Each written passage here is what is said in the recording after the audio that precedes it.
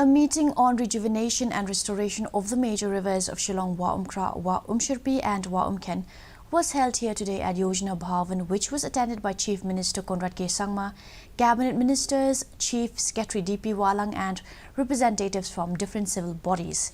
In his remark, Chief Minister said that the objective of the meeting was to identify the critical gaps and devise a future action plan and the way forward in rejuvenation and restoration of the three important rivers of Shillong, while soliciting the participation and suggestions of the Dorbarshnongs and the communities.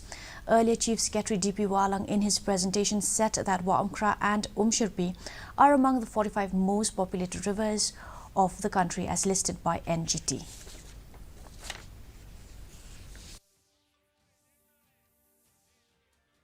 There are two cases pertaining to NGT, and I've highlighted both the cases in today's meeting and also shared the operative part of the order.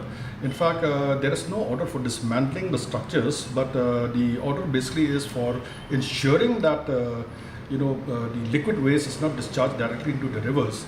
So in the presentation I made today, 32 areas have been identified, 20 along Wamkra and 12 along the Umshirpi.